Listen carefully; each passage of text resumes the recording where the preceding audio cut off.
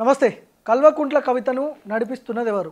Suspension తర్వాత MLC పదవికి రాజీనామా చేసిన తర్వాత తెలంగాణ ప్రజల్లో కొంతమందిలో వస్తున్నటువంటి ప్రశ్నలు ఇవన్నీ కూడా.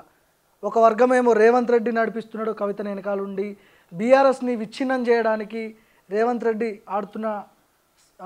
వేస్తున్న స్కెచ్ అని డ్రామా అని ఒకళ్ళు, లేదు దీన్ని సంతోష్ రావు వెనుక హరీష్ రావు వెనుక రేవంత్ రెడ్డి ఉన్నాడని కవిత మాటలు, ఇవన్నీ కూడా రకరకాల చర్చలకు దారితీస్తున్నాయి.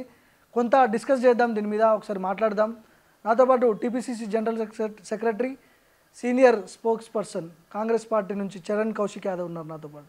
నమస్తే చరణ్ అన్న. నమస్తే. కవిత ఎపిసోడ్, ఓవరాల్ ఈ ఎపిసోడ్ మొత్తం చూసిన తర్వాత మీకు అంటే మీ పార్టీలో ఉన్న మీ ముఖ్యమంత్రిపై కూడా ఆమె కొన్ని వ్యాఖ్యలు చేసింది. సంతోష్ రావు హరీష్ రావు వెనుక రేవంత్ రెడ్డి ఉన్నాడు, టానిక్ కేసు ఏమైంది, ఎక్కడ కాంప్రమైజ్ అయ్యారు అనే ఆరోపణలు చేసింది. చాలా కీలకమైన ఆరోపణలు అవి. ఎట్లా చూడాలి, మీరేం చెప్తారు కాంగ్రెస్ పార్టీ నుంచి? అంటే ప్రధానంగా బీఆర్ఎస్ పార్టీ సంబంధించి మాకు కానీ మా పార్టీకి కానీ నాకు కానీ సంబంధం లేదని చెప్పి చాలా స్పష్టంగా నిన్ననే రేవంత్ రెడ్డి గారు నారాయణపేట సభలో చాలా స్పష్టంగా మాట్లాడింది. ఆమె చాలా క్లియర్గా కాంగ్రెస్ ప్రభుత్వం వచ్చిన తర్వాత సంతోష్ రావు టానిక్ కేసు కాంప్రమైజ్ అయింది, మొట్టమొదట కాంప్రమైజ్ అయిన కేసు టానిక్ కేసే, రేవంత్ రెడ్డి దగ్గరికి పోయి కాంప్రమైజ్ చేసుకున్నాడనే అలిగేషన్ చేసింది కవిత. ఇప్పుడు అట్లంటే జగదీష్ రెడ్డి గారు భారతీయ జనతా పార్టీ అంతా నాటకం నడిపిస్తుందని చెప్పేసి చాలా స్పష్టంగానే వారు మాట్లాడారు. అంటే కాంగ్రెస్ పార్టీని మధ్యలోకి తీసుకురావాలా, కాంగ్రెస్ పార్టీ మధ్యలో ఉంటేనే వాళ్ళకు ప్రయోజనకరం ఉంటుందని చెప్పి వారు భావిస్తాం. ఎందుకంటే కల్వకుంట్ల కవిత గారు రేవంత్ రెడ్డి గారే ఈ తతంగంతో నడిపిస్తున్నారు, హరీష్ రావు గారు సంతోష్ రావు అని ఆమె మాట్లాడే, వాళ్ళేం మాట్లాడేది మొత్తం దీని వ్యవహారం అంతా హరీష్ రావు గారు అదేవిధంగా సంతోష్ వర్గానికి సంబంధించిన మనసులంతా ఏం చేస్తూ ఉన్నారు, కల్వకుంట్ల కవిత గారు ముందు నుంచి వెనక నుంచి మొత్తం కాంగ్రెస్ పార్టీ రేవంత్ రెడ్డి గారు నడిపిస్తున్నారని చెప్పేసి వారు మాట్లాడు. వాళ్ళ ప్రశ్నలకు వాళ్ళ సమాధానం చెప్పలేక ఆడలేక మధ్యలో ధరం అన్నట్టు కాంగ్రెస్ పార్టీని రేవంత్ రెడ్డి గారు తీసుకొచ్చే ప్రయత్నం వారు చేస్తూ ఉన్నారు. కాంగ్రెస్ పార్టీ కానీ రేవంత్ రెడ్డి గారు కానీ కల్వకుంట్ల కుటుంబంలో జరిగిన ఇష్యూకి ఎలాంటి సంబంధం లేదు. కుటుంబాన్ని చీల్చాలనే ఆలోచన కాంగ్రెస్ పార్టీ లేదు, వాళ్ళు పార్టీలు చీల్చిన చరిత్ర వాళ్ళది. బీఆర్ఎస్ పార్టీ కావచ్చు, భారతీయ జనతా పార్టీ కూడా చాలా పార్టీని చీల్చారు. ఎన్సీపీని శరద్ పవార్ గారు కావచ్చు, అజిత్ పవార్ని చీల్చారు, ఉద్ధవ్ థాక్రే కావచ్చు, ఏక్నాథ్ షిండేని చీల్చారు, ఎల్జేపీ సంబంధించి చిరాగ్ పాస్వాన్ కావచ్చు, పశుపత్ పాస్వాన్ చీల్చారు. పార్టీలను చీల్చి ఎల్జేపీని అయితే ఏకంగా పోయినసారి బాబాయి కేంద్ర మంత్రి చేశారు, తర్వాత అబ్బాయిని మళ్ళీ కేంద్ర మంత్రి చేసిన పరిస్థితి మనం చూసినాం. భారతీయ జనతా పార్టీ ఏంటంటే వాడుకోవడం వాళ్ళకి అలవాటు, ఎవరి ప్రయాణం ఎప్పుడు ఎవరి ద్వారా ప్రయాణం చేస్తే వాళ్ళని వాడుకునే ప్రయత్నం. కవిత సరే, కవిత వ్యాఖ్యలు పక్కన పెడదాం, కవిత అలిగేషన్స్ పక్కన పెడదాం.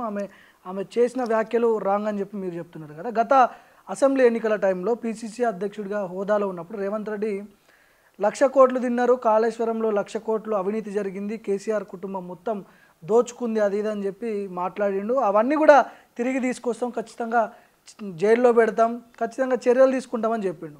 సంతోష్ రావు గురించి కూడా పలుమార్లు ఆయన ప్రస్తావించిండు. టానిక్ దీనికి సంబంధించిన దాంట్లో ఆయన ఇది ఉన్నాడని చెప్పి మాట్లాడిండు. ఇప్పుడు ఆ టానిక్ కేసు కవితను పక్కన పెడదాం. కవిత అంటే సరే, ఇప్పుడు ఏదో వాళ్ళ ఇంట్లో గొడవలు అవి బయటకు వచ్చి మాట్లాడింది. రేవంత్ రెడ్డి ఇచ్చిన హామీ ఎక్కడికి పోయిందని చెప్పి చాలామంది మాట్లాడుతున్నారు. చర్యలు ఎక్కడ కనిపిస్తున్నాయి ముఖ్యంగా ఇక్కడ? ఇప్పుడు దయచేసి అర్థం చేసుకోవాల్సింది, కాళేశ్వరం ఉంది, కాళేశ్వరంలో ఘోష్ కమిషన్ విచారణ జరిగింది, తర్వాత రిపోర్ట్ సబ్మిట్ చేశారు. ఆ రిపోర్టుకు మీద కావచ్చు, అదేవిధంగా ఘోష్ కమిషన్ చట్టబద్ధ గురించి వాళ్ళు హైకోర్టు పోయి హైకోర్టు స్టే ఇచ్చింది. కళా అని చెప్పేసి ఏదైతే సెంట్రల్ గవర్నమెంట్ సంబంధించినటువంటి డ్యామ్ సేఫ్టీ అథారిటీ వాళ్ళకి సంబంధించిన రిపోర్టు మీద వాళ్ళకి ఆ చట్టబద్ధత ఉంది కాబట్టి దాని మీద సిబిఐకి ఇస్తున్నారని చెప్పి రాష్ట్రపతి చాలా స్పష్టంగా చెప్పారు. ఏదైతే ఘోష్ కమిషన్కి ఇచ్చిన ఆధారాలు ఉన్నాయో నెక్స్ట్ సిబిఐ కూడా ఇవ్వబోతా ఉంది. కాబట్టి కాళేశ్వరం మొత్తం కమిషన్ సంబంధించినటువంటి వ్యవహారం సంబంధించి కావచ్చు, కాళేశ్వరం సంబంధించిన మొత్తం కేసు స్టే రాలే.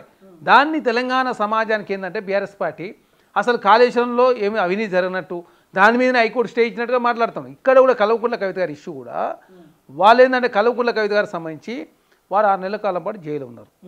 తర్వాత బీఆర్ఎస్ పార్టీ భారతీయ జనతా పార్టీ పొత్తు కావాలంటే కల్వకుంట్ల కవిత గారు బీఆర్ఎస్ పార్టీలో ఉండొద్దు. అదే కాకుండా కేసులు ఉన్న వాళ్ళంతా కూడా భారతీయ జనతా పార్టీ చాలామంది తేలుతూ ఉన్నారు. అసలు అబ్బాయిలు బాబాయిలతో రాజకీయం చేస్తున్నట్టు భారతీయ జనతా పార్టీ కూతురు తండ్రితో కూడా రాజకీయం చేసే ప్రయత్నం చేస్తూ ఉంది. ఎందుకంటే 9 సంవత్సరాల కాలం పాటు భారతీయ జనతా పార్టీ తెచ్చిన బిల్లని కూడా బీఆర్ఎస్ పార్టీ మద్దతు ఇచ్చింది. కవితని బీజేపీ నడిపిస్తుంది మరి అంతే కదా. కల్వకుంట్ల కవిత బీజేపీని ఇప్పుడు చూస్తూ ఉన్నా మీరు. ఇప్పుడు బీహార్ సంబంధించి పశుపత్ పాస్వాన్ గారు ఎల్జేపీకి సంబంధించినటువంటి నాయకులు ఆనాడు చిరాగ్ పాస్వాన్ పక్కన పెట్టి పశుపత్ పాస్వాన్ గారికి కేంద్ర మంత్రి ఇచ్చారు. మొన్న జరిగినటువంటి ఎంపీ ఎలక్షన్లో చిరాగ్ పాస్వాన్ గారికి 6 మంది ఎంపీలు వస్తే తనని తీసుకొచ్చి కేంద్ర మంత్రి చేసిన పరిస్థితి మనం చూసినాం. ఒక కుటుంబంలో ఒక పార్టీని తీసి అది పశుపతి పాశ్వాన్ సైడ్ ఒక సైడ్ వ్యవహరించారు. తన వీక్ కాగానే మళ్ళీ ఇప్పుడు చిరక పాశ్వాన్ గారి తోటి వ్యవహారం నడుపుతున్న పరిస్థితి మనం పక్క చూస్తాం. రాష్ట్రాలలాగా ఉండదు కదా తెలంగాణ. ఇది భారతీయ జనతా పార్టీకి తెలంగాణ కేసీఆర్ 10 ఏళ్ళు పాలించిండు, కేసీఆర్కి కేటీఆర్ కంటే కవితనే ఇష్టం అని చెప్పి చాలామంది చెప్తుంటారు. బిడ్డ తండ్రి అన్నను వదిలిపెట్టి బీజేపీ చెప్పిన మాటలు ఎందుకు ఇంటది? ఆల్రెడీ జైలుకి పోయి వచ్చింది ఇక్కడ దయచేసి అర్థం, అందుకే జైలుకి వెళ్ళి వచ్చింది కదా, జైలుకు బ్లాక్మెయిల్ చేసేది ఏముంటుంది? జైలుకు లింకులో భాగంగా పోయిరు. ఆ లింకు తోడుతా ఉన్నప్పుడు లిక్కర్ స్కామ్ సంబంధించి లింకు తోలే క్రమంలో కేజ్రీవాల్ గారిని అరెస్ట్ చేయాలంటే కల్వకుంట్ల కవిత గారిని అరెస్ట్ చేయాలి. కేజ్రీవాల్ గారిని అరెస్ట్ చేయాలంటే కల్వకుంట్ల కవిత గారిని అరెస్ట్ చేయకుండా అది సాధ్యమే విషయం కాదు. రేపు కోర్టులో పోయినట్టు ఇబ్బంది అవుతుంది. బీఆర్ఎస్ పార్టీ భారతీయ జనతా పార్టీకి సంబంధించి ఒకటే అని చెప్పేసి ఆల్రెడీ అనుకుంటా ఉన్నారు. దానిలో కల్వకుంట్ల కవితను కాపాడే ప్రయత్నం కూడా ఆనాడు చేశారు. కాకపోతే ఆ లింకులో భాగంగా అరెస్ట్ చేశారు. జైల్లో 6 నెలలు ఉన్నది. ఇప్పుడేంది కల్వకుంట్ల కవిత గారిని అడ్డం పెట్టుకొని బీఆర్ఎస్ పార్టీకి సంబంధించిన రాజకీయం నడుపుతారు. ఎందుకంటే నెక్స్ట్ 4వ ప్రధానమంత్రి కావాలంటే బీఆర్ఎస్ పార్టీ భారతీయ జనతా పార్టీ పొత్తు అవసరం. మొన్న బీఆర్ఎస్ పార్టీ గుండు 0 ఎంపీ ఎలక్షన్లో సరెండర్ అయితే 37% ఉన్న ఓటు బ్యాంక్ బీఆర్ఎస్ పార్టీది. గుండు గుత్త అనామత 20% ఎవరికి ట్రాన్స్ఫర్ అయింది? మాకేమైనా వచ్చిందా? మా పార్టీకి 40% ఓట్లుంటే ఎమ్మెల్యే ఎలక్షన్లో, ఎంపీ ఎలక్షన్లో 0.5% పెరిగి మా ఓటు బ్యాంక్ మాకే ఉన్నది. కానీ బీఆర్ఎస్ పార్టీ సంబంధించి ఓటు అంతా కూడా భారతీయ జనతా పార్టీ షిఫ్ట్ అయింది. కాబట్టి బీఆర్ఎస్ పార్టీ ఓటు భారతీయ జనతా పార్టీ కోసం, భారతీయ ఓటు బీఆర్ఎస్ పార్టీ షిఫ్ట్ అయింది. కాబట్టి వ్యతిరేకత ఉన్నప్పుడు అది పెద్ద దాన్ని బూచిగా చూడాలి. బీఆర్ఎస్ పార్టీ బలైన పడ్డప్పుడు ఎవరి లాభం జరగాలి? నేనే కాంగ్రెస్ పార్టీ డ్రామా అంతా నడిపించుంటే కాంగ్రెస్ పార్టీ రావాలా. కానీ కాంగ్రెస్ పార్టీ సైడ్ రాలే కదా, మొత్తం భారతీయ జనతా పార్టీ సైడ్ పోయింది. ఎందుకు? 9 సంవత్సరాల కాలం పాటు భారతీయ జనతా పార్టీ తెచ్చిన బిల్లుకని కూడా బీఆర్ఎస్ పార్టీ మద్దతు ఇచ్చింది. బీఆర్ఎస్ పార్టీ ఎమ్మెల్యే ఎలక్షన్లో గెలవాలని చెప్పి భారతీయ జనతా పార్టీ సహకరించింది. కాబట్టి ప్రజలకు అర్థమైంది. కాబట్టి తెలంగాణ రాష్ట్రంలో వాళ్ళ చీకటి ఒప్పందం అంతా కూడా భవిష్యత్తులో కలిసి పనిచేయాలంటే కల్వకుంట్ల కవిత గారు అలా ఉంటే ఖచ్చితంగా వ్యతిరేకించవచ్చు. లేకపోతే నన్ను జైలు పంపిన పార్టీకి మీరు ఎట్లా పొత్తు పెట్టుకుంటారని చెప్పేసి అనే అవకాశం ఉంటుంది. కాబట్టి ముందస్తుగానే కల్వకుంట్ల కవిత గారు వదిలించుకునే ఉద్దేశంతో బీఆర్ఎస్ పార్టీ వదిలించుకున్నది. బీఆర్ఎస్ ఆల్రెడీ 10 ఏళ్ళు తెలంగాణలో అధికారంలో ఉంది. బీజేపీకి సరెండర్ కావాల్సిన అవసరం ఏంది? బీఆర్ఎస్కి వచ్చే లాభం ఏంది? కేసులున్నాయి కదా, బీజేపీకి వచ్చే లాభం ఏంది? ఎందుకంటే బీజేపీ తెలంగాణలో రావడం అంత సాధ్యం కాదు కదా. ఇక్కడ ప్రతిపక్ష పార్టీ బీఆర్ఎస్, కాంగ్రెస్ ఈ 2 పార్టీల మధ్యలో అసెంబ్లీ ఎన్నికల్లో మొన్న హోరాహోరీ పోటీ జరిగింది. ప్రతిపక్ష పార్టీగా వాళ్ళు ఉన్నారు, మీరు అధికార పార్టీగా ఉన్నారు. నెక్స్ట్ భారతీయ జనతా పార్టీ దేశంలో అధికారం రావాలంటే మొన్ననే 3వసారి 33 పార్టీలతో పొత్తు పెట్టుకుంది భారతీయ జనతా పార్టీ. నెక్స్ట్ ఇంకా 50 పార్టీలతో పొత్తు పెట్టుకోవాలి సిద్ధమయ్యారు. వాళ్ళకి కావాల్సింది పవరు. దేశంలో వాళ్ళు ఉండాలి, రాష్ట్రంలో ఎవరన్నా మాకు సంబంధం లేదని చెప్పేసి నరేంద్ర మోడీ గారు, అమిత్ షా గారు ఎత్తుగడలో ముందుకు పోతూ ఉన్నారు. దానిలో భాగంగా మోహన్ భగత్ గారు కూడా 75 సంవత్సరాల నిబంధన ఏమీ లేదు, నేను రిటైర్ కావడం లేదని చెప్పేసి ఆయన చాలా స్పష్టంగా ప్రకటించిండు. ఆయన ప్రకటించినంటే నరేంద్ర మోడీ గారు కూడా లైన్ క్లియర్ అయింది. అంతకుముందు కర్ణాటకలో యడ్యూరప్ప గారు ఏజ్ నిబంధనతో పక్క పెడితే తర్వాత మళ్ళీ ఆయన కూడా సడలింపించేసి పార్లమెంట్ బోర్డు మెంబర్ చేసి. కాబట్టి 4వసారి ప్రధానమంత్రి కావాలంటే ఖచ్చితంగా దేశంలో ఉన్నటువంటి చిన్న చితక అన్ని ప్రాంతీయ పార్టీ భారతీయ జనతా పార్టీ అవసరం అని చెప్పి వారు భావిస్తారు. కవితతో పార్టీ పెట్టిస్తున్న బీజేపీ కవితతో కాదు, కల్వకుంట్ల కవిత గారు బయటికి పంపిన తర్వాత బీఆర్ఎస్ పార్టీ భారతీయ జనతా పార్టీ రెండు పొత్తులో భాగంగా పోటీ చేస్తారు. కాబట్టి కవిత ఉన్నప్పుడు కలిసే అవకాశాలు లేవా? ఇక్కడ ఎందుకుంటుంది? లిక్కర్ స్కామ్లో నేను జైలు పోయినా ఆ పార్టీ నన్ను ఇరికిచ్చిందని చెప్పేసి ఆమె పెద్ద ఎత్తున ప్రచారం చేసుకుంది. వాళ్ళ మూలంగా నేను జైలు పోయిన పార్టీతో మీరు ఎత్త పొత్తు పెట్టుకుంటారని చెప్పేసి గలాట, అంటే ప్రజల్లో తప్పుడు వార్తలు అప్పుడు పోతాయి కదా. అదేదో ముందస్తుగానే కవిత గారిని పంపించినట్లయితే తన దారి తను చూసుకుంటుంది. మా పార్టీ మా ఇష్టం ఒకటి. తర్వాత హరీష్ రావు గారు కూడా కళ్ళె వేసే ప్రయత్నం కూడా ఒకటి జరిగినట్టు కనపడదు. ఎందుకంటే కూతుర్నే కేసీఆర్ వదులుకున్నప్పుడు హరీష్ రావు గారు కూడా వదులుకుంటాను సిద్ధమవుతాడు అనేది రకరకాల యాంగిల్లో కల్వకుంట్ల కవిత గారు కావచ్చు, బీఆర్ఎస్ పార్టీ, భారతీయ జనతా పార్టీ ఇవన్నీ లోపాయికారిక ఒప్పందంలో భాగంగా కల్వకుంట్ల కవిత గారికి ఇది కరెక్ట్ టైము ఆమెను వదిలించుకోవడానికి అని చెప్పేసి వాళ్ళు భావించి కల్వకుంట్ల కవిత గారు బయటికి పంపారు. తను పార్టీ పెట్టుకుంటుందా లేదు జాగృత ఆధ్వర్యంలో ప్రోగ్రామ్ చేసుకుని తన ఇష్టం, మనకు సంబంధం లేదు. కాంగ్రెస్ పార్టీకి కానీ ఈ ఎంటైర్ ఇష్యూలో కల్వకుంట్ల కుటుంబం ఇష్యూ కావచ్చు, కేసీఆర్ గారి ఇష్యూ కావచ్చు, కవిత గారి ఇష్యూలో కాంగ్రెస్ పార్టీకి సంబంధం లేదు, రేవంత్ రెడ్డి గారికి సంబంధం లేదు. కాంగ్రెస్ పార్టీ తెలంగాణ రాష్ట్రంలో సిపిఐ కావచ్చు, టీజేఎస్తో మాత్రమే ఒప్పందం ఉంది. అదేవిధంగా కూటమిగా తెలంగాణ రాష్ట్రంలో కాంగ్రెస్ పార్టీ అధికారంలో ఉంది. భవిష్యత్తులో కూడా వాటితో కలిసి పోటీ చేస్తాం తప్ప కల్వకుంట్ల కవిత గారితో కానీ కల్వకుంట్ల కుటుంబంతో కానీ కాంగ్రెస్ పార్టీకి ఎలాంటి సంబంధం లేదు, చాలా స్పష్టం. బీఆర్ఎస్ని నాశనం చేయడానికి తెలంగాణలో రేవంత్ రెడ్డి డైరెక్షన్లో కవిత నడుస్తుందనే చర్చ కూడా ఉంది. ఇది ఎంతవరకు వాస్తవం? ఇప్పుడు బీఆర్ఎస్ పార్టీ మొన్న ఎంపీ ఎలక్షన్ నాశనం అయింది. నాశనం అయితే ఎవరికి పోయింది? ఆ ఓటు ఎవరికి పోయింది? బీజేపీ పోయింది కదా, మాకేం రాలే కదా. మీరు 8 వాళ్ళు 8 గెలిచారు. అసలు మేము 3 పార్టీలు పోటీ చేసి కాంగ్రెస్ 16 ఎంపీలు గెలిచేవాళ్ళం. ఇప్పుడు కరీంనగర్ గ్రాడ్యుయేట్ టీచర్స్ పోటీ చేయకపోతే ఎవరు గెలిచారు? బీజేపీ గెలిచింది. అదే కాంగ్రెస్ పార్టీ 3 పార్టీలు పోటీ చేస్తుంటే కాంగ్రెస్ పార్టీ గెలిచేది. మీరు మహబూబ్నగర్ సంబంధించి లోకల్ బాడీ ఎలక్షన్లో బీఆర్ఎస్ మాత్రమే పోటీ చేసింది. భారతీయ జనతా పార్టీ 150 ఓట్లు ఉన్నాయి. వాళ్ళు పోటీ చేయకపోతే ఎవరికి లాభం జరిగింది? బీఆర్ఎస్ పార్టీ లాభం చేసి కాంగ్రెస్ పార్టీ ఓడిపోయింది కదా. వాళ్ళు వేరువేరుగా పోటీ చేస్తే కాంగ్రెస్ పార్టీ లాభం, ఓకే. కలిసి పోటీ చేస్తే కాంగ్రెస్ పార్టీ నష్టం జరుగుతూ ఉంది. కాబట్టి కాంగ్రెస్ పార్టీ బీఆర్ఎస్ పార్టీ విడగొట్టే ప్రయత్నం ఎందుకు చేస్తాం? కలవకుండా కుటుంబంలో చిచ్చురేసే ప్రయత్నం మేము చేయం, మాకు అవసరం లేదు. ఎందుకంటే రాజకీయాల కోసం ఏది పడుతుంది చేసే ఉద్దేశం కాంగ్రెస్ పార్టీ కానీ రేవంత్ రెడ్డి కానీ లేదు.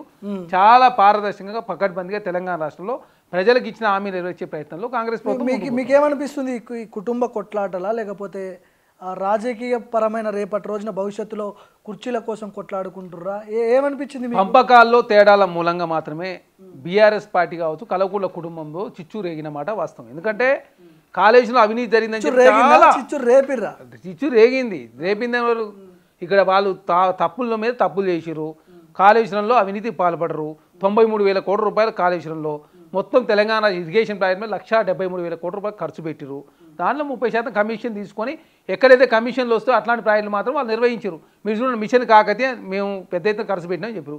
మరి ఎందుకు తెలంగాణ రాష్ట్రం కామారెడ్డిలో వర్షం పడితే మొత్తం మునిగిపోవడం కారణమైంది? మేము నాలాలు క్లియర్ చేసినా ఉన్నారు, చెరువు లింకులు క్లియర్ చేసినా ఉన్నారు, చెరువులు తవ్వినామని చెప్పారు. మిషన్ కాకతీయ కావచ్చు, యాదాద్రి భద్రాద్రి కావచ్చు, తర్వాత పవర్ కొనుగోలు కావచ్చు, కాళేశ్వరం కావచ్చు, మిషన్ భగీరథ కావచ్చు, లేకపోతే పాలమూరు రంగారెడ్డి కావచ్చు, సమ్మక్క సారక్ కావచ్చు, సీతారామ ప్రాజెక్ట్, ఏ ప్రాజెక్ట్ అయినా కూడా వాళ్ళు కమిషన్ కకృతిపడి తెలంగాణ రాష్ట్రంలో ప్రజల సంపద దోసుకొని తెలంగాణ అప్లపాలు చేసి ఆగమాగం చేసి ఆ పంపకాల్లో తేడా మూలంగా మాత్రమే కల్వకుంట్ల కుటుంబం చిన్నాభిన్నమైంది. అరే 25 మంది ఎమ్మెల్యేలకు హరీష్ రావు గారు పైసలు ఇచ్చే పరిస్థితిలో హరీష్ రావు గారు ఉన్నారు. ఒకనాడు హరీష్ రావు గారి పరిస్థితి వాళ్ళ కుటుంబ సభ్యులే నిర్ధారిస్తున్నప్పుడు నమ్ముతామా నమ్మకపోతే? ప్రతిపక్ష పార్టీలో ఉన్న నాయకులు చెప్పిన మాటలు అధికార పార్టీలో ఉన్నారు మీరు అంటే ఇదే అస్త్రం అనుకొని ఈ టైంలో వాడుతున్నారు. దయచేసి అర్థం చేసుకోవాల్సింది ఏంటంటే, వాళ్ళ కుటుంబ సభ్యులు ఆమె లిక్కర్ స్కామ్లో అరెస్ట్ అయినప్పుడు హరీష్ రావు గారు పోయారు, కేటీఆర్ గారు పోయారు ఢిల్లీ. తను తీసుకొచ్చేటప్పుడు కూడా వాళ్ళంతా ఉన్నారు. తర్వాత మరి ఎక్కడ తేడా వచ్చింది? ఈ పంపకాల్లో తేడా. మొత్తం బ్లడ్ రిలేషన్ వాళ్ళంతా, ఎవరో దూర బంధువులు ఇంకోటి కూడా కాదు. సంతోష్ రావు గారైనా, హరీష్ రావు గారైనా, కేసీఆర్ గారు సంబంధించినటువంటి దగ్గర బంధువులు. కలవకుంట్ల కవిత గారు, కేటీఆర్ గారు కావచ్చు, వాళ్ళంతా పంపకాల్లో తేడా. మరి మీరు ఇప్పుడు అదే నిజమైతే హరీష్ రావు రేవంత్ రెడ్డి ఒకటే ఫ్లైట్లో కలిశారు అని కూడా ఆమె ఒక అలిగేషన్ చేసి, ఇప్పుడు ఆమె నిజమేనా అది? ఇప్పుడు తను మాట్లాడినంత మాత్రాన ఇప్పుడు తన కుటుంబంలో తను అంతకుముందు కేటీఆర్ గారి మీద పోయింది కల్వకుంట్ల కవిత గారు. ఏది ఎలకతుర్తి సభ తర్వాత హరీష్ రావు గారు బొమ్మ పెట్టలేని తనే మాట్లాడింది, కేటీఆర్ గారి మీద మాట్లాడింది. మరి ఇప్పుడు ఎందుకు హరీష్ రావు గారి మీద పోయింది అంటే ఈ పంపకాల్లో తేడాల మూలంగా. రేవంత్ రెడ్డి ప్రస్తావన ఎందుకు వచ్చింది ఇక్కడ? రేవంత్ రెడ్డి గారిని బదనాం ఏమని బదనాం చేయాలా? తెలంగాణ రాష్ట్రం కాంగ్రెస్ ప్రభుత్వం ఉంది, కాంగ్రెస్ ప్రభుత్వం ఉంది కాబట్టి కాంగ్రెస్ పార్టీ రేవంత్ రెడ్డి గారిని బదనాం చేయాలని చెప్పేసి ఆమె దురుద్దేశంతో కాంగ్రెస్ పార్టీని ఆపాదించే ప్రయత్నం చేస్తూ ఉంది. మరి భారతీయ జనతా పార్టీ మాట్లాడచ్చు కదా. గతంలో హరీష్ రావు గారు భారతీయ జనతా వాళ్ళు పోతుందని చెప్పి పెద్ద ఎత్తున వచ్చింది, మరి ఎందుకు మాట్లాడలే? భారతీయ జనతా మెర్జీ అవుతుంది, మెర్జీ చేసే ప్రయత్నం జరిగిందని చెప్పి గతంలో కూడా మాట్లాడింది.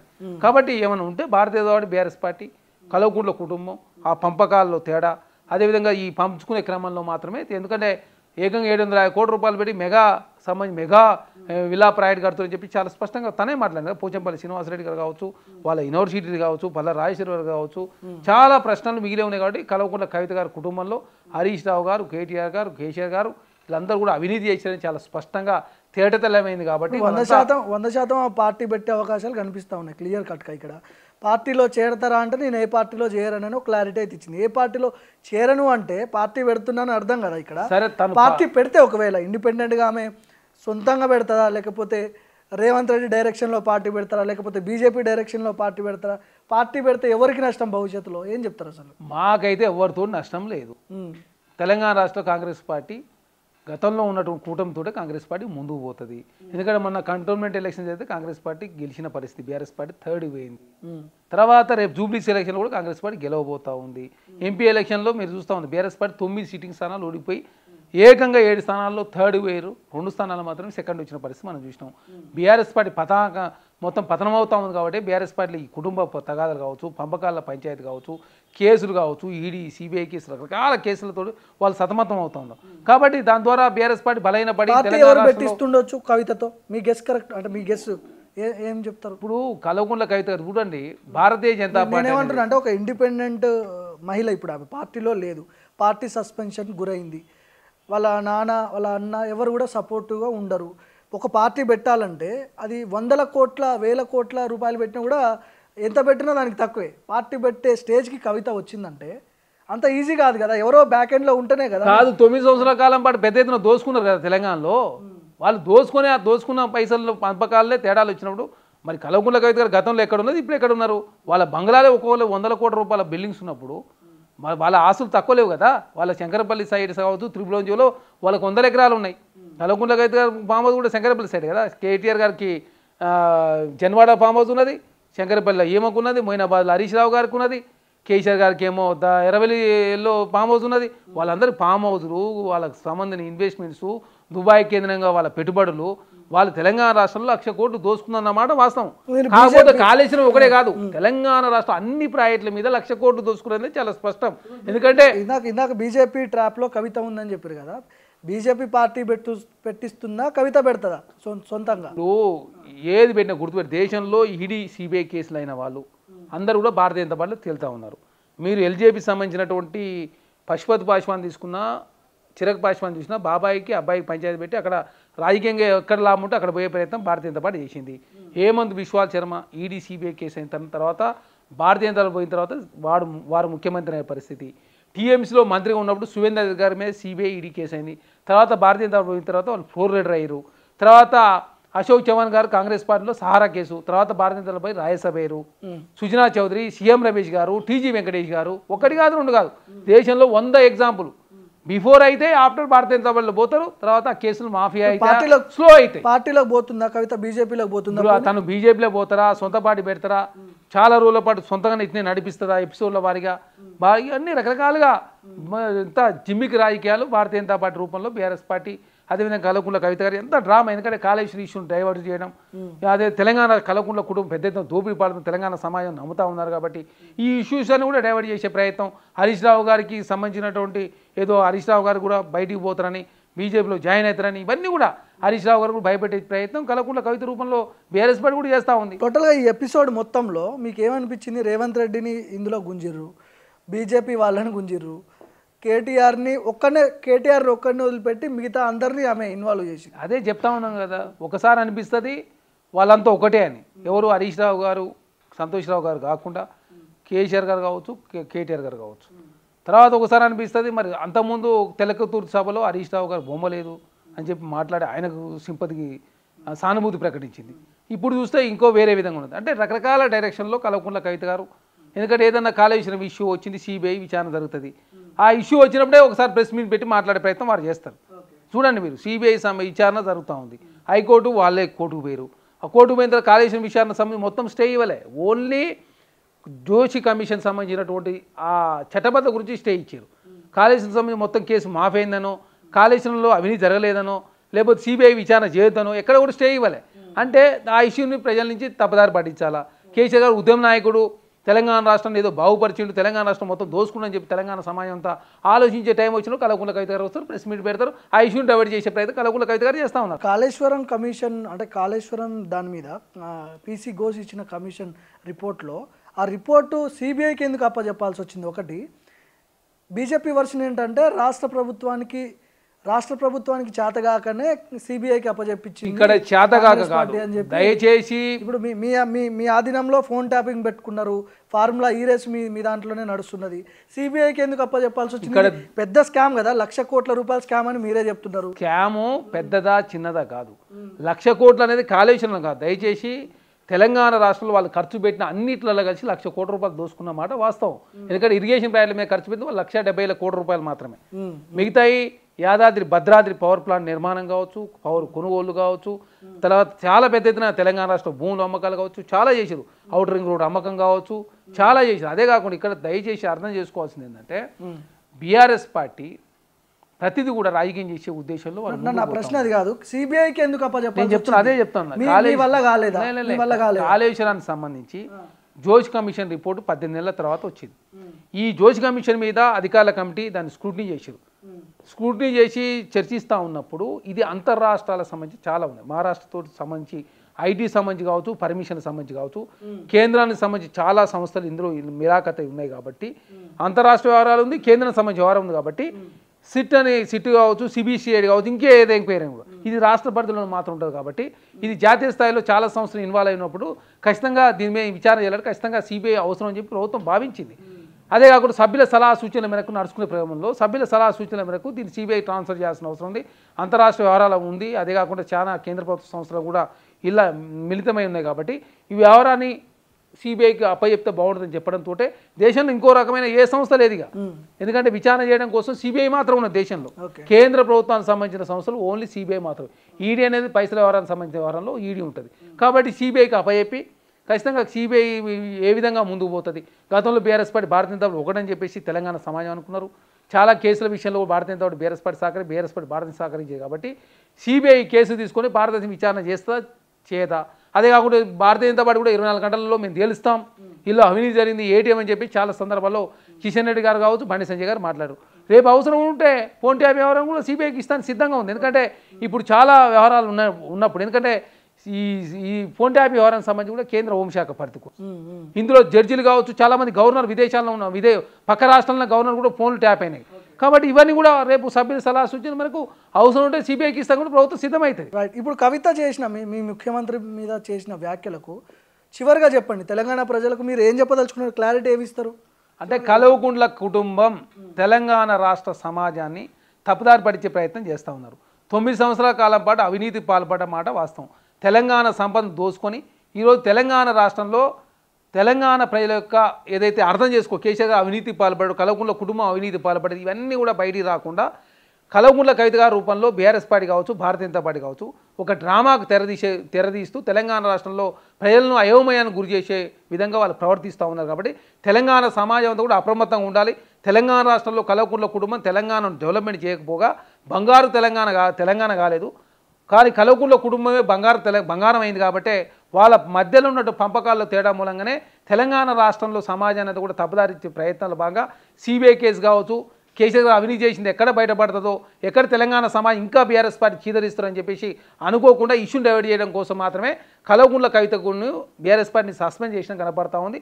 కల్వకుంట్ల కవిత గారు దీనికి తనకి పదవుల మీద వ్యామోహం అని చెప్పి దానిలో భాగంగా ఎమ్మెల్సీ పదవి రాజీనామా చేస్తుడు ఇది కొన్ని రోజుల పాటు కంటిన్యూ చేసే ప్రయత్నంలో భాగంగా ముందుకు పోతున్నా కనపడతాం. ఎందుకంటే మరి చూస్తూ ఉన్నారు చాలా రాష్ట్రాల్లో చాలా కుటుంబంలో ఉన్న పార్టీలో ఉన్నటువంటి వ్యక్తులతో కూడా ఒక సందర్భంలో సస్పెండ్ చేసి పంపించిన తర్వాత చాలామంది తీసుకున్న పరిస్థితి మనం చూస్తున్నాం. ఎస్పీ పార్టీ నుంచి శివపాల్ యాదవ్ గారు సస్పెండ్ చేసిన తర్వాత వారు అఖిలేష్ యాదవ్ పార్టీలో తర్వాత తీసుకురు.